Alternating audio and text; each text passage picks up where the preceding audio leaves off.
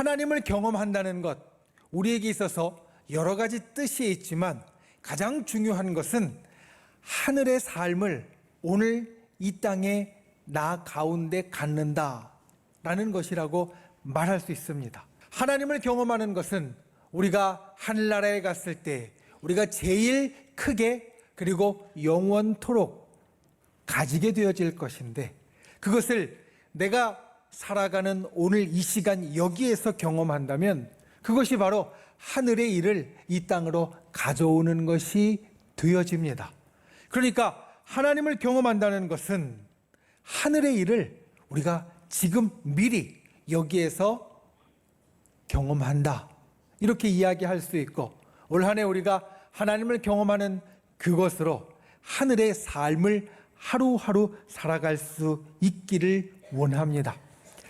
어제 서울의 상암 월드컵 경기장에서 한국교회가 함께 모이는 큰 성회가 있었습니다. 거기에서 말씀을 전하신 프랭클린 그레암 목사님, 빌리 그레암 목사님의 아드님이신 프랭클린 그레암 목사님이 그 말씀을 열어가실 때 제일 처음에 이러한 질문을 하셨습니다. 여러분에게 있어서 가장 중요한 어셋이 무엇입니까? 어셋은 재산 또는 소유, 이런 뜻이거든요.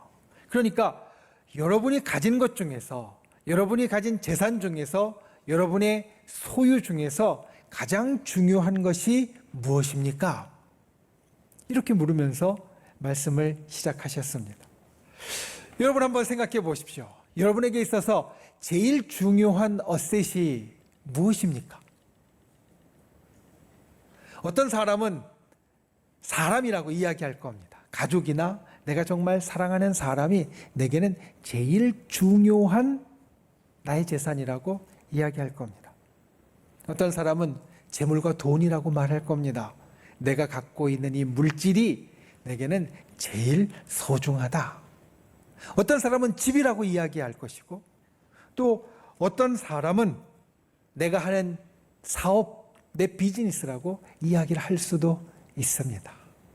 그런데 여러분, 우리에게 있어서 가장 중요한 재산은 바로 우리의 영혼입니다. 우리에게 있어서 제일 중요한 어셋은 우리의 영혼입니다. 성경에 이런 말씀이 나옵니다. 너희가 세상의 모든 것을 다 얻어도 그 영혼을 잃으면 아무 소용이 없다.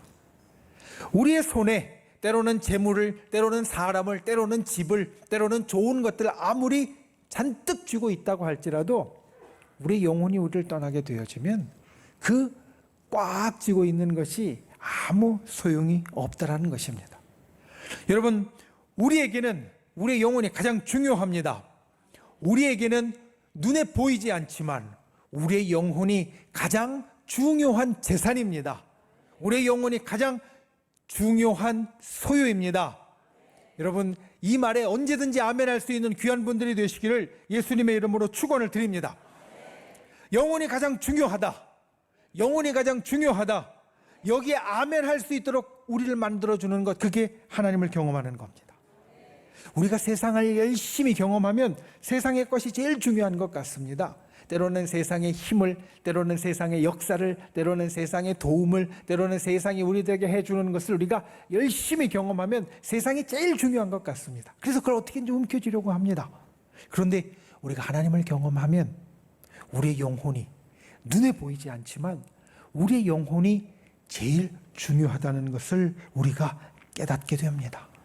그리고 그 영혼을 가장 소중한 것으로 붙잡게 되어지고 그 영혼의 일을 우리가 해갈 수 있게 되어집니다. 우리가 올 한 해 지금까지 하나님을 경험하는 데 있어서 함께 했던 것들이 있습니다. 하나님의 역사, 하나님의 도우심, 하나님의 은혜, 하나님의 승리, 하나님의 평안. 때로는 세상이 비슷한 것을 우리들에게 주지만 우리가 정말 이것들을 경험하게 되면 느끼게 되어지는 것은 세상이 아무리 나에게 역사나 도움과 은혜나 승리나 평안을 준다고 해도 하나님이 주시는 것과는 차원이 다르다. 하나님이 주시는 것과는 비교할 수 없다. 우리가 하나님이 주시는 것을 경험하면 절로 이와 같이 고백할 수 있게 되어집니다. 저 여러분이 우리에게 있어서 가장 소중한 어셋인 영혼, 그리고 하늘나라의 소중함을 언제나 잊지 않는 귀한 분들이 되시기를 예수님의 이름으로 축원을 드립니다. 그리고 이달에 우리가 하나님을 경험하는 초점은 하나님의 위로입니다. 우리가 이 한 달 함께 암송할 예레미야서 31장 13절 말씀을 다시 한번 봉독해 보겠습니다. 우리가 날마다 한 번씩 할 이 말씀을 오늘 우리가 다시 한번 함께 봉독해 보겠습니다. 그때에 시작. 그때에 처녀는 춤추며 즐거워하겠고 청년과 노인은 함께 즐거워하리니 내가 그들의 기쁨을 돌려서 즐겁게 하며 그들을 위로하여 그들의 근심으로부터 기쁨을 얻게 할 것임이라. 아멘. 여기에 보면 하나님의 위로와 그리고 하나님의 위로의 여러 가지 정황이 나옵니다. 위로라는 말을 사전에서 찾아보니까 이렇게 나옵니다. 따뜻한 말이나 행동으로 괴로움을 덜어주거나 슬픔을 달래주는 것. 그러니까 위로라는 것은 우리가 좀 풀어서 이야기를 하면 따뜻한 말 또는 따뜻한 행동으로 상대방의 괴로움을 좀 덜어주고 상대방의 슬픔을 달래주는 것이라는 겁니다. 그러니까 이 위로는 항상 짝이 되는 것이 있습니다. 위로는 따로 위로만 존재하는 것이 아니라 위로의 전에 무엇이 있냐면 슬픔이 있고 괴로움이 있습니다. 이게 위로의 특징입니다. 위로는 슬픔을 달래주고 괴로움을 덜어주는 거니까 위로에는 그 전제로서 슬픔이라는 것이 있고 괴로움이라는 것이 있습니다. 나는 인생 가운데 슬픔을 경험한 적이 한 번도 없어. 나는 인생 가운데 괴로움을 경험한 적이 한 번도 없어. 이렇게 말할 수 있는 분 있으십니까? 없을 겁니다. 우리 모든 인생은 이 땅을 살면서 슬픔과 괴로움을 겪게 됩니다. 예수님 당시에도 그랬습니다. 여러분, 예수님 당시에 예수님 곁으로 찾아온 사람들, 우리가 그 면면을 살펴보면 어떤 사람은 소경이었고 어떤 사람은 안진뱅이였고 어떤 사람은 혈루병자였고 어떤 사람은 중풍병자였고 어떤 사람은 아들을 먼저 떠나보낸 과부였고 어떤 사람은 딸이 아파서 죽어가는 사람이었고 또 어떤 사람은 장모가 아픈 사람도 있었습니다. 예수님 당시에도 예수님 주위에 찾아왔던 사람들이 어떤 사람이냐? 슬픔과 괴로움에 힘들어하는 사람들이었다는 겁니다. 여러분, 슬픔과 괴로움은 사실 우리 모두의 일입니다. 조금 전에 말씀드린 것처럼 나는 이제까지 살면서 앞으로도 살면서 슬픔을 겪지 않았고 슬픔을 겪지 않을 것이다. 괴로움을 겪지 않았고 괴로움을 겪지 않을 것이다. 이야기할 수 있는 인생은 이 땅에 한 사람도 없습니다. 모두에게 슬픔과 괴로움이 있습니다. 그러니까 중요한 것은 모두에게 슬픔과 괴로움이 있다면 모두에게 위로가 있다는 것입니다. 위로의 전제가 슬픔과 괴로움이니까 그 전제가 되는 슬픔과 괴로움이 모두에게 있다면 그 슬픔과 괴로움의 다음 단계인 위로가 우리 모두에게 있다. 우리 모두의 일이다. 오늘 말씀을 통하여서 이 하나님의 위로를 우리가 알게 되어지고 우리 가슴에 품게 되어지고 또 우리의 삶을 통하여서 나타나는 귀한 역사가 있기를 예수님의 이름으로 축원을 드립니다. 첫 번째, 하나님의 위로가 반드시 임합니다. 오늘 말씀 가운데 우리가 기억해야 될 것은 하나님의 위로가 우리의 인생 가운데 반드시 임합니다. 오늘 말씀의 처음은 그때에 라는 단어로 시작합니다. 그때에. 성경에 많이 나오는 단어입니다. 성경에 나오는 그때에는 사실 좀 심각한 시간입니다. 보통 성경에 그때라는 말이 나올 때 가장 많이 가리키는 때는 언제냐? 세상의 종말입니다. 마지막 때. 심각한 시간입니다. 사실 우리는 날마다 마지막 때를 향하여서 나아가고 있습니다. 세상의 과학자들이, 학자들이 지구 종말 시계라는 것을 계산을 합니다. 그래서 매년 지금 이 지구에 사는 우리 인류라는 문명이 몇 시를 지나고 있는지를 이야기를 합니다. 자정 12시면 세상이 끝나는 것인데, 지금 올해 과학자들이 산정한 시간이 몇 시냐? 11시 58분 30초입니다. 멸망까지 90초, 1분 30초 남았다라고 말합니다. 이 시계가 2018년, 2019년에는 11시 58분이었습니다. 2020년, 2021년에는 11시 58분 20초였습니다. 20초를 당기면서 과학자들이 이렇게 이야기했습니다. 지구가 겪고 있는 이 기후변화와 또 2000년에 생긴 이 코로나 전염병으로 인하여서 시간이 20초 당겨졌다. 그리고 작년, 올해 10초를 당기면서 한 얘기가 이것입니다. 러시아의 우크라이나 침공, 그리고 북한의 핵실험이 임박하고 중국과 대만의 긴장이 고조되고 전 세계에서 고물가가 나타나고 식량의 위기가 나타나서 10초를 당겼다라고 말합니다. 심각한 것은 이제까지 오랜 시간 과학자들이 이 지구 종말 시계의 시간을 발표했는데, 올해 발표한 시간이 이제까지 역대 가장 자정에 근접한 시간이라는 겁니다.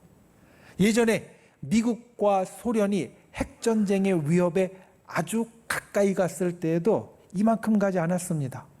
두 강대국이 냉전 시대에 정말 금방 붙을 것 같이 미사일을 쏠 것 같은 상황에도 사실 이 시간까지 가지 않았습니다.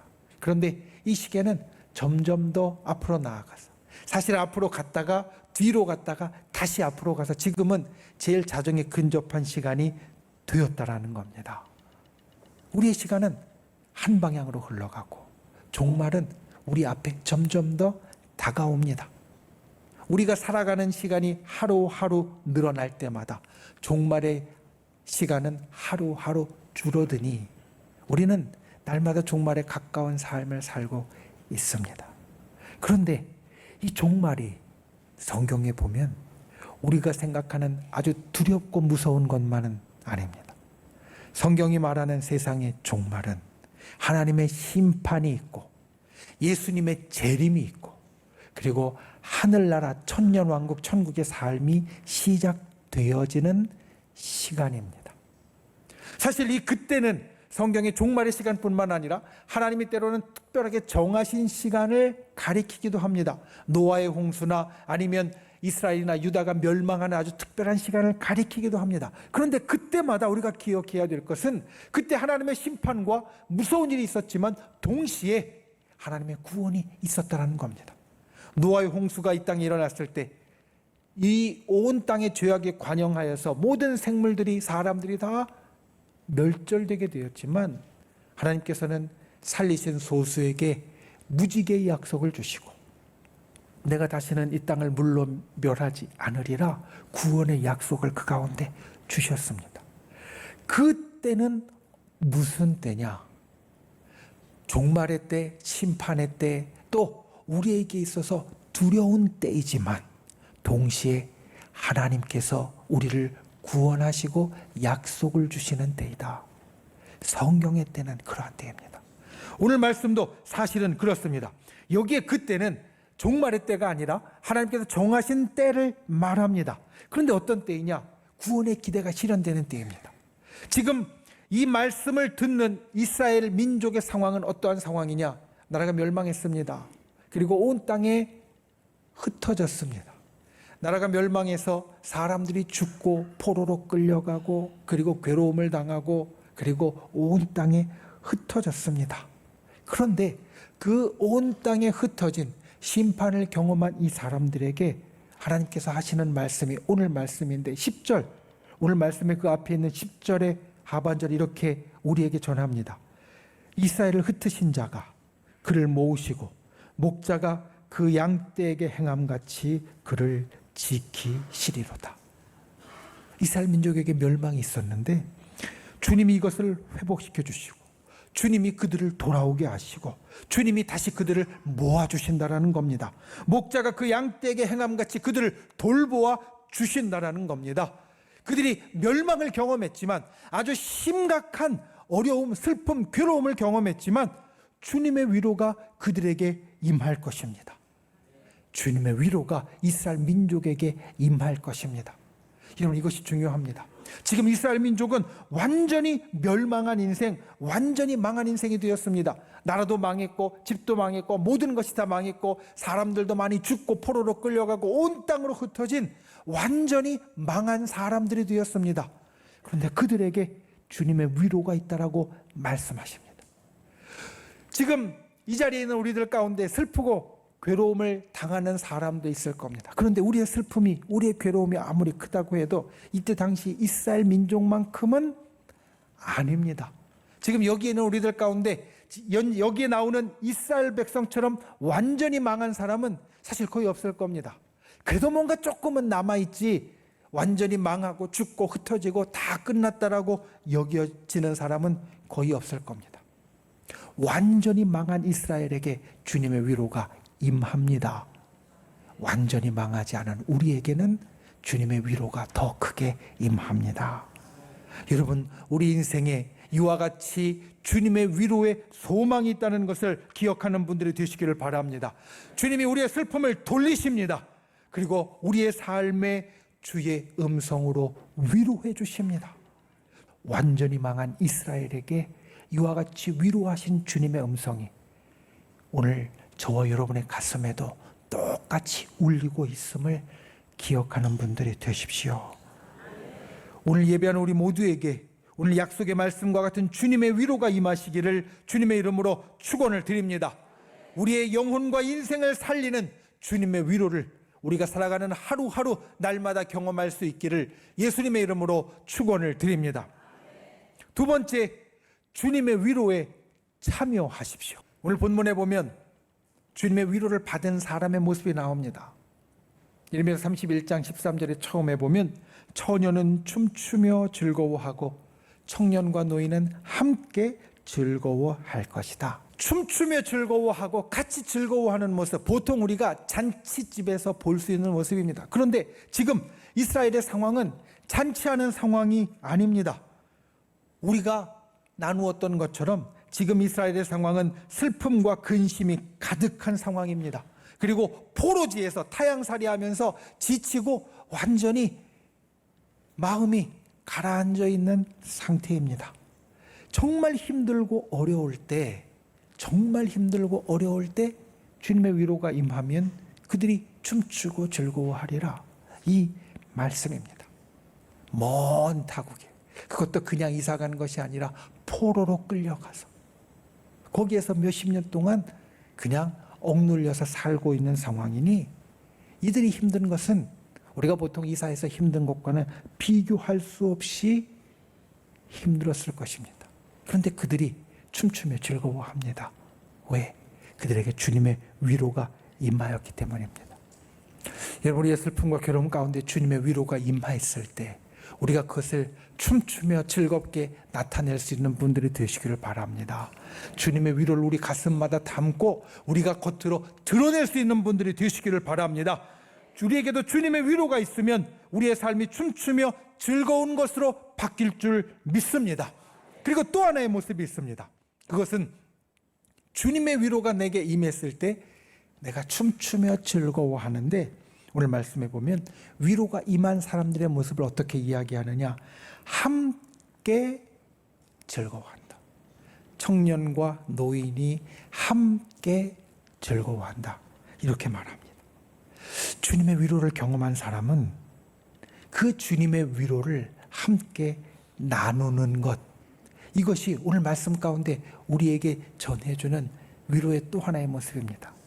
우리가 슬프고 괴로웠다가 즐겁고 기쁨으로 바뀌는 그 중심에 하나님의 위로가 있는 것, 그것이 맞지만 또한 그것을 우리에게 더해주는 것은, 우리의 슬픔과 괴로움을 더욱더 즐겁고 기쁘게 더해주는 것은 우리가 함께 나누는 위로가 그것을 만들어낸다라는 겁니다. 초대교회 성도들은 이것을 아주 잘 알고 있었습니다. 초대교회 성도들의 상황은 참 좋지 못했습니다. 감옥에 갇히고 고문을 당하고 순교를 당하고 기근으로 어려움을 당하고 때로는 햇빛을 보지 못하는 땅속으로 들어가서 살 수밖에 없는 상황이었습니다. 그런데 그들이 그렇게 슬프고 괴로울 때 그들을 위로해 주었던 것, 주님이 위로해 주었지만 또한 같은 성도들이 함께 위로해 주었습니다. 감옥에 갔다 나올 때 위로하고 맞아 주었고, 땅속에 들어가서도 햇볕을 보지 못하는 그 어두컴컴한 곳에서 서로 위로해 주면서 그들이 슬픔과 괴로움을 기쁨과 즐거움으로 바꾸어 갔다라는 겁니다. 우리가 하나님의 위로를 경험하는 주님의 자녀로서 꼭 기억하고 꼭 가져야 할 것, 다른 사람을 위로하는 일에 함께 참여하는 자가 되어야만 합니다. 여러분, 목사님도 위로가 필요합니다. 목사님도 위로가 필요합니다. 항상 앞에서 꼿꼿하게 항상 웃으면서 있으니까 우리 목사님은 언제나 괜찮아 싶지만 목사님도 위로가 필요합니다. 지난 주간에 부흥회와 같이 하나님 앞에 같이 뜨겁게 기도하며 영혼의 위로가 필요하고, 성도님들이 제게 건네주시는 말로 사랑으로 마음의 위로가 필요하고, 또 때로는 손잡고 함께 있는 것으로 따뜻하게 전해지는 위로가 필요합니다. 하물며 목사님이 그럴진데 우리 모두는 사실 말할 필요가 없습니다. 우리 모두에게 이와 같은 위로가 필요합니다. 우리가 주님의 위로를 받았으니 우리가 할 수 있는 것은 내가 받은 위로를 내 옆에 있는 나의 이웃에게, 나의 믿음의 가족들에게, 때로는 육신의 가족이나 친지들에게 나누어 주는 것이 있어야 된다는 겁니다. 여러분, 예수님은 예수님의 에너지를 다 쏟아서 우리를 위로해 주셨습니다. 우리가 이걸 기억해야 됩니다. 예수님이 이 땅에 오셔서 우리와 똑같이 배고프고 목마르고 고난당하고 죽음을 경험하면서 내가 이걸 겪어봤으니까 알아. 힘들지? 어렵지? 우리를 이렇게 위로해 주셨다는 겁니다. 예수님의 모든 에너지를 쏟아서 우리를 위로해 주셨습니다. 그러니 우리도 그 위로를 받은 사람으로 또 위로해 줄 때 우리의 감정의 에너지를 쏟아서 위로해 주어야 그것이 진짜 위로고, 위로를 받는 사람도 힘을 낼 수 있는 위로가 되어진다. 저와 여러분이 이같이 예수님처럼 위로할 수 있는 분들이 되시기를 바랍니다. 주님의 위로가 우리에게 임하면 기뻐하고 즐거워하십시오. 그리고 나서 함께 나누십시오. 내가 기뻐하고 즐거워하는 것을 나 혼자만 담고 끝나는 것이 아니라 함께 위로하고 함께 기뻐하고 함께 즐거워하는 분들이 되시기를 바랍니다. 주님이 함께하도록 만들어주신 우리 공동체 안에서, 가족과 교회와 때로는 구역과 기관의 그 공동체 안에서 우리가 서로 위로함으로 예수님을 닮아가고, 그리고 우리에게서 더 큰 즐거움과 기쁨의 역사가 나타날 수 있기를 예수님의 이름으로 축원을 드립니다. 말씀을 맺습니다. 위로는 우리 모두에게 필요합니다. 우리 모두가 이 땅을 살면서 슬픔과 괴로움을 다 당하니 우리에게는 모두가 위로가 필요합니다. 주님이 그것을 아십니다. 그래서 주님이 우리를 위로해 주십니다. 내가 내 근심을 기쁨으로 바꾸어 줄게. 주님이 우리를 위로해 주시는 이 음성을 우리가 슬프고 괴로울 때마다 듣는 분들, 우리 영혼 가운데 그 음성이 들리는 분들이 되시기를 예수님의 이름으로 축원을 드립니다. 그리고 두 번째로, 내가 그 음성을 들었을 때, 내가 위로받고 힘날 때 그것이 내게 기쁨과 즐거움을 줄 뿐 아니라 내가 그 위로를 함께 나누는 분들이 되시기를 바랍니다. 오늘 말씀에 청년과 노인이 함께 즐거워한다는 이 말씀을 기억하고 우리가 예수님의 위로를 서로 나누는, 주님을 닮은 귀한 분들이 되실 수 있기를 예수님의 이름으로 축원을 드립니다. 우리가 이 한 달 주님의 위로로 우리의 삶이 슬픔에서 괴로움에서 기쁨과 즐거움으로 바뀌는 큰 역사가 일어나기를 주님의 이름으로 축원을 드립니다.